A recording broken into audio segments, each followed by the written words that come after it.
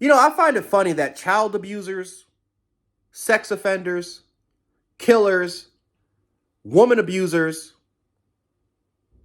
have all been taken early within the NFL draft before Sheduer Sanders.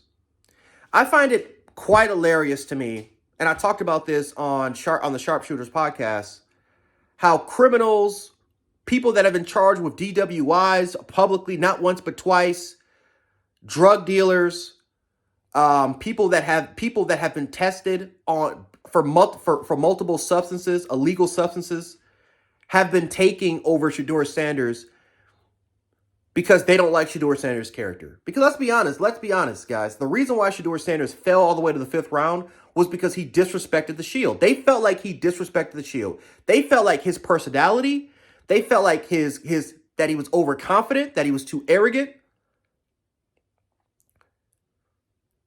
to be a part of a team's organization. And yet again, we have seen killers, child abusers, sex offenders.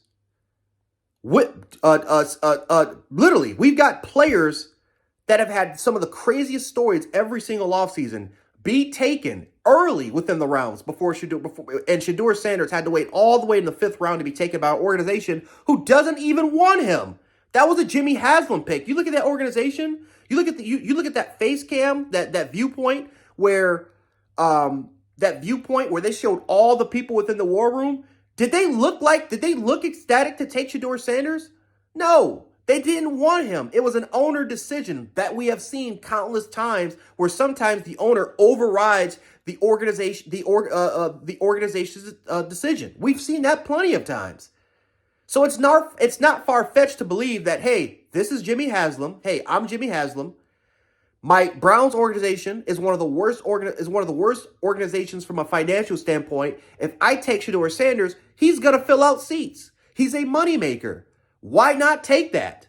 Despite me having 4 other quarterbacks, especially one that my organization took. They drafted Dylan Gabriel. They got Kenny Pickett. They got Joe Flacco. You still got Mr. Massage Parlor himself, Deshaun Watson, on your roster, taking up tens of millions of dollars. Still, I don't even think you can't even get rid of Deshaun Watson because of the amount of cap that even with the restructured contract, you still can't get rid of him based off of the cap situation. You have 4 other quarterbacks, and they decided to take Sheduer Sanders in the 5th round.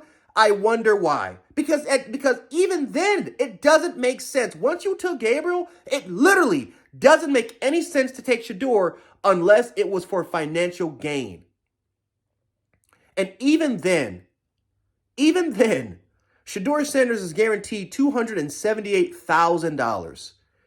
Do you really think that a 5th round quarterback, someone that could be the 5th string on that team, how many opportunities do you think he's going to get to prove that he can be a part of that organization?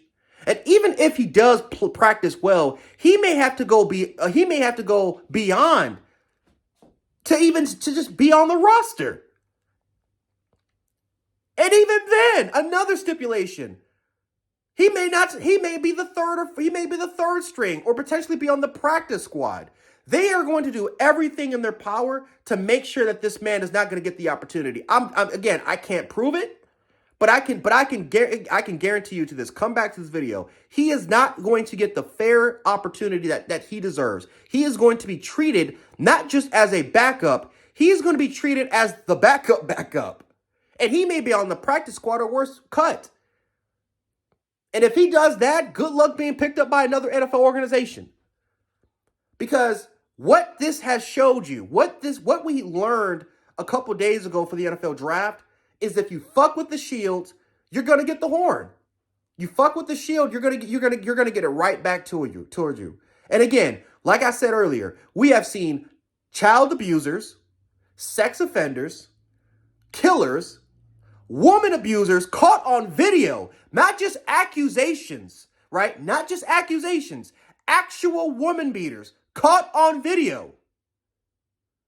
People that have done not just one, not two, but other multiple substances. We've seen players admit like Johnny Manziel, who was a crackhead, and not just a one time sort of situation. He was a crackhead. He kept using cocaine, and yet teams not only knew about it, that Johnny Manziel admitted they knew about it. They still went ahead and took him. Ironically, the Browns in the first round. Joe Mixon beat the shit. You would think that's his wife or his girlfriend, which that still shouldn't be an excuse. He beat the shit out of a woman that he confronted at a fucking fast food restaurant, and he was still taken by the Bengals in the second round.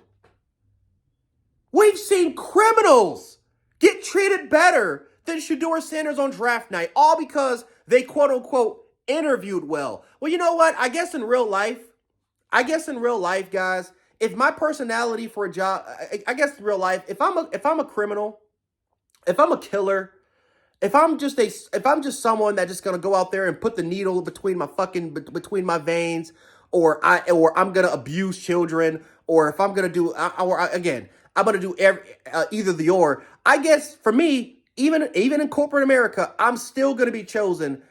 Because most jobs don't like my personality. If you don't like my personality, I guess I'm worse for it than being a criminal. By just being a criminal, which actually in corporate America, it actually does happen. So who knows? Maybe we're on to something. Maybe that's just simply the United States of America. Maybe we're on to something, because you know what? That actually does happen in the real world. So whatever, it is what it is. But hey, that's the NFL for you, ladies and gentlemen. The league, I mean, to me, this was a bad precedent. The fact that we're getting more information that owners told their front office to take Sheduer Sanders immediately off the board, even if they did decide to like his personality. Because when you take a look at all the players, it seemed like the majority of the players like Sheduer Sanders. You hear nothing but the players talk good about Sheduer Sanders. They like his bravado. They like his swagger, right? They love this kid's personality. And quite frankly, anyone that's ever competed in sports, your teammates don't like someone who's just silent, quiet, not quiet. They like someone who's got that confidence, got that swagger, because it's going to boost the morale of the team. You don't want to just play with somebody that's a fucking Debbie Downer. And how many stories have we heard, especially guys, anyone that's ever played college football or high school football, anyone that's ever played, like, football is a sport where you talk your shit on the field. You don't just talk with your actions too. In a lot of cases, it's a shit ton of shit talking. Like, people that seem quiet off the field, they get on that football field, they do their thing. Guess what? Those are some of the cockiest motherfuckers you'll ever meet. I know plenty of teammates in both high school and college that I've played with that were mega shit talkers, but just off the field, they were just quiet. Josh Allen, one of the biggest shit talkers, but when you talk with him and interview him, he just seems like a nice guy. Sheduer Sanders is someone that just does it off the field. And even then, how is that a bad thing? How is that a bad thing for you to show off your character? You didn't do anything bad. You didn't kill anybody. You didn't abuse anybody. You didn't do anything illegal. All you did was just buy some damn chains, show your ice on your wrist. And that's a bad person. Well, guess what? Some of the cockiest athletes of all time, some of the greatest athletes of all time were cocky. Some of the greatest athletes in any other sport was cocky. Cristiano Ronaldo was cocky. Muhammad Ali was cocky. You look at basketball right now, currently basketball. Michael Jordan was cocky. Kobe Bryant was cocky and arrogant. Anthony Edwards right now, cocky and arrogant. LeBron James, listen, I don't give a fuck what people say. He is cocky and arrogant as shit, which I don't mind. He may not show it as much as Kobe and them because he's a little more quieter, but on the court, he's a mega shit talker from what we've heard from constant former NBA players and current NBA players.